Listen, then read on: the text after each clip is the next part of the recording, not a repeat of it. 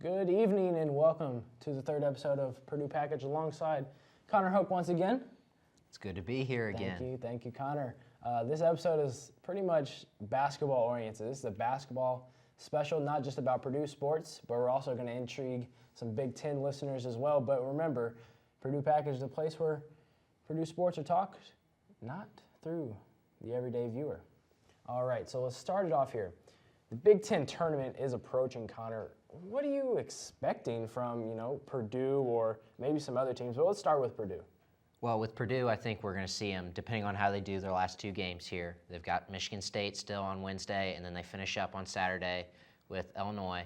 I think that they're going to end up somewhere between that 3 to 5 seed. Hopefully, if they win against Michigan State, they can clinch nothing worse than a 4 seed. They'll end up with that double bye. And I think they need, if they can finish strong, that they should be in the tournament for the NCAA tournament, but it would even help if they can make a little bit of a run here. Well, right now in bracketology, we're predicted at the 10 seed. I believe that is correct. The 10 seed playing against Arizona if we were to win.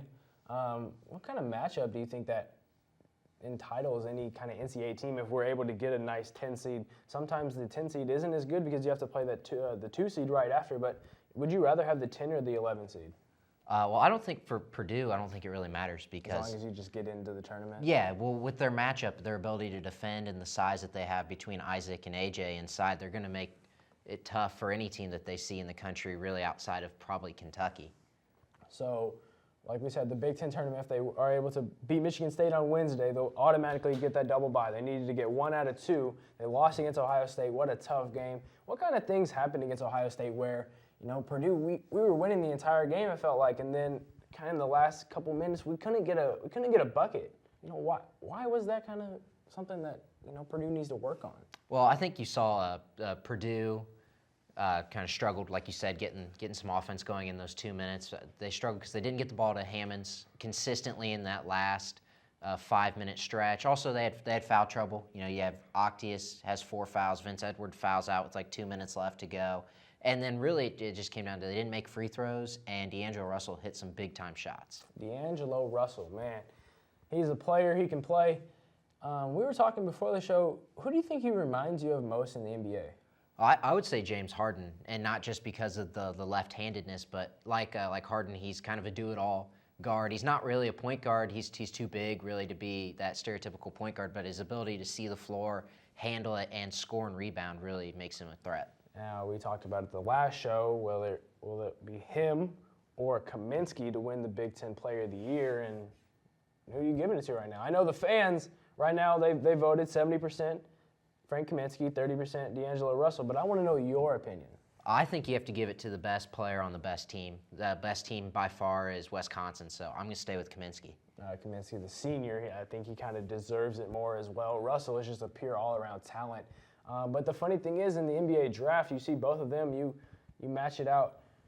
Kaminsky's predicted to go late first round, maybe a late lottery pick, while D'Angelo Russell slotted at number 3 in every single mock draft you see. Why do you think that is? Just because of the talent? Yeah, I think it's the upside. I think we've seen with Frank, as far as he can go. He's a great shooter. He can rebound. He handles the ball well for a big guy. That's a really nice niche as a role player in the NBA. But you look at Russell. Russell's got that 6'5" wingspan. He, like you said, he's reminds us a lot of James Harden. I think he has a better upside than Kaminsky does.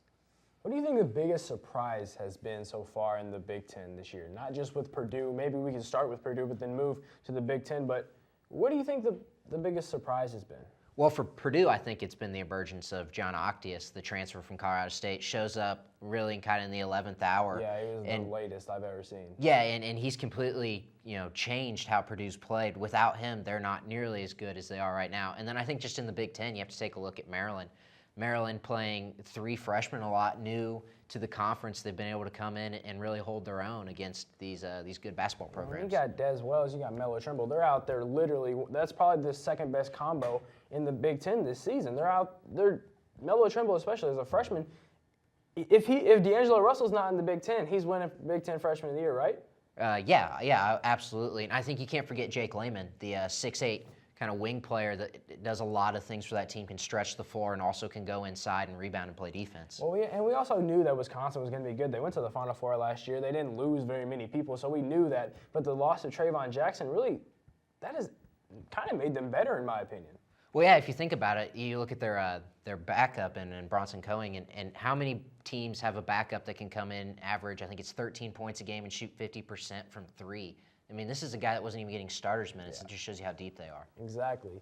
So we'll move on to the biggest disappointment. You know, who do you think, we'll start with Purdue again, and then we'll move to the Big Ten. What do you think the biggest disappointment has been so far? Well, I think for Purdue, it was the first half of the season. You know, you talk about the two big losses that are really keeping them from being locks right now. Well, I want to talk about that. That's one thing that's really plaguing the Boilermakers in bracket talk. Everybody says they lost to North Florida, they lost to Gardner. Well, that's back in December. Why does that matter so much? They're a completely different team. Well, I think that bracketologists like to look at the overall body of work. So you look at, you know, how you played in the non-conference, because that gives you a gauge, because you know these teams in the conference outside of Rutgers and Maryland so well. All the coaches know each other and know what everybody's going to bring night in and night out, that you're able to kind of match up a little bit better.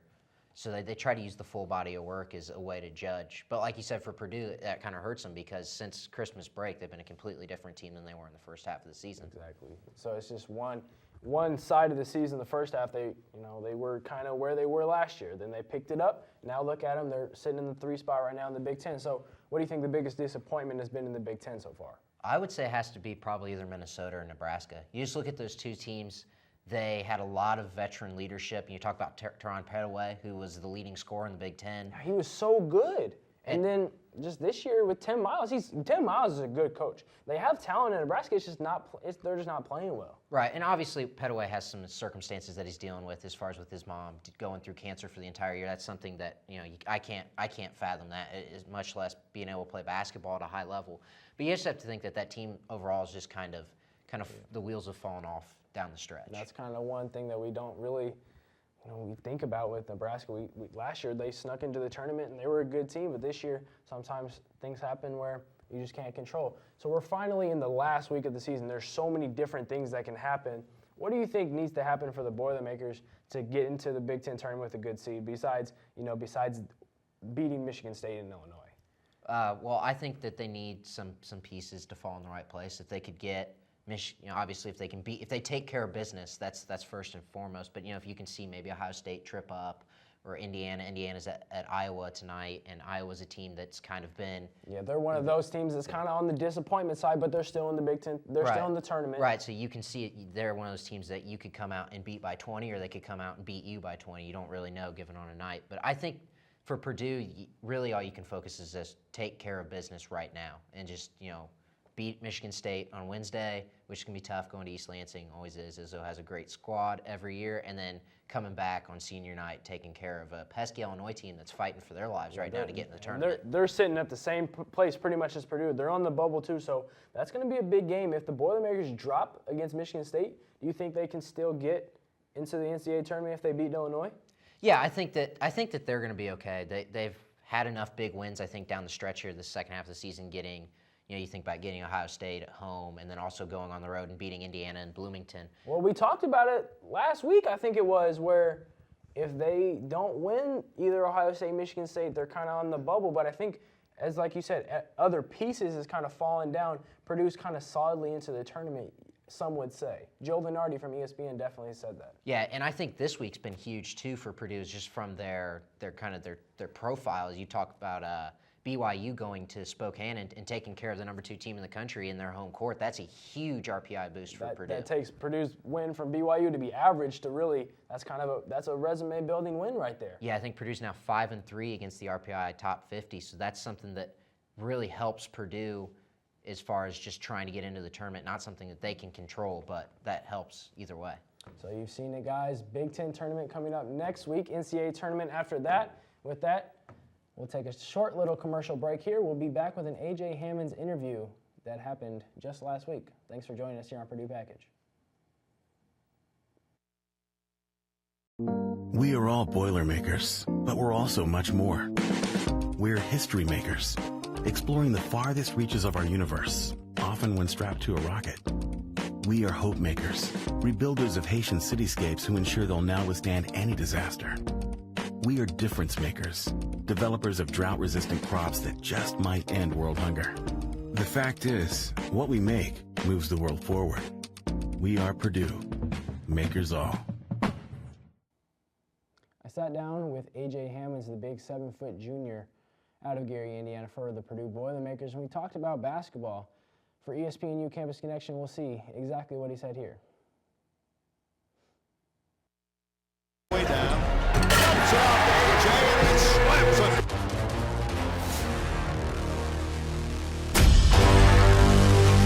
I'm here with A.J. Hammonds, junior center for the Purdue Boilermakers, and A.J., welcome to ESPNU. Thank you. So where does your inspiration for basketball really come from?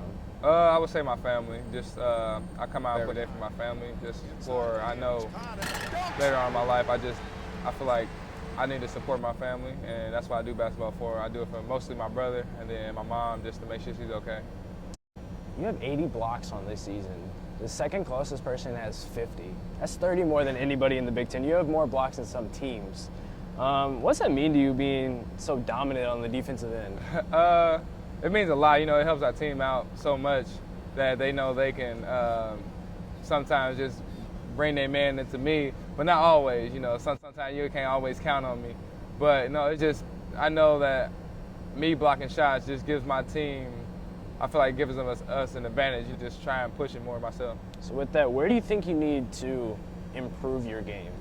I feel like I need to improve my game, my outside shot, rebounding, and running the floor more, really. And then I would say better passing outside the post. I feel like last year I was a better passer when I was in the post and like kicking it back out or kicking it to the man and diving. Coach keep telling me I keep throwing these Doc Gooden passes, just too strong, too hard, and just like trying to hit the man softly. But it's kind of hard when that man running at you. So it's just something I've been working on, really. What means more to you, a big dunk to change the momentum, or a big block into the stands? It all depends on what we need. Like if we're already up, I would say a big block. But if if the score is tied or we're down, I would say a big dunk, really, just to get the crowd more into it. So it and really we got 2 points on the board. It doesn't really matter for you. You just want to impact. Either way, I feel like the crowd and my team's gonna get hyped. So either way, either one, I'll take either one, really. I'll take both. I'll take both. I appreciate it, AJ. Thanks for joining me on ESPNU. It's one small step for man,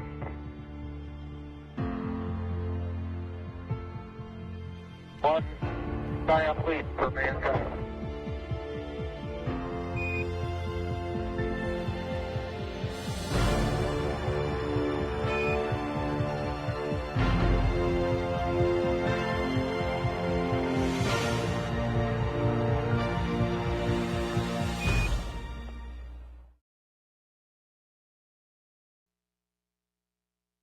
Welcome back to Purdue Package. Now, the best time of the show. You've done it once.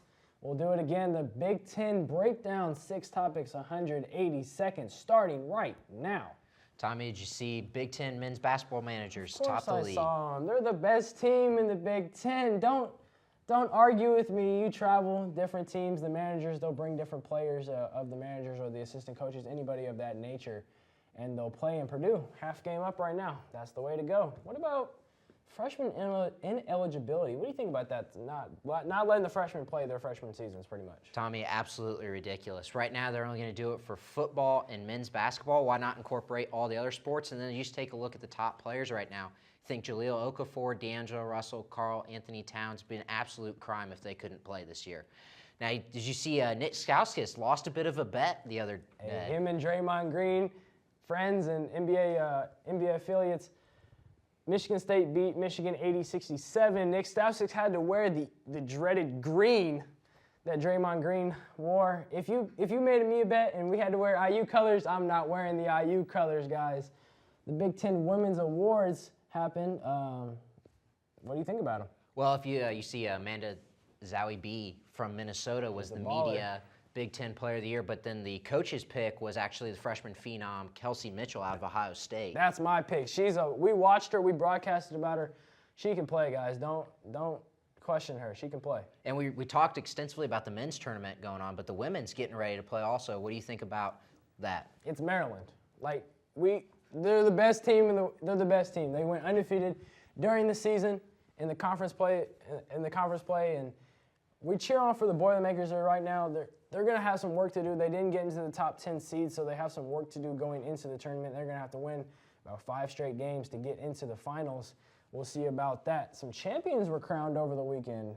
How about that? Yeah, Michigan swimming and diving taking first place in the Big Ten Championship. Also, Nebraska winning men's track and field, and then Ohio State cleaning up on the women's side. So those 3 programs don't always get a lot of love, but can't deny their accomplishments. Hey, that was another episode of Purdue Package. That was the Big Ten breakdown, and we will join you next week.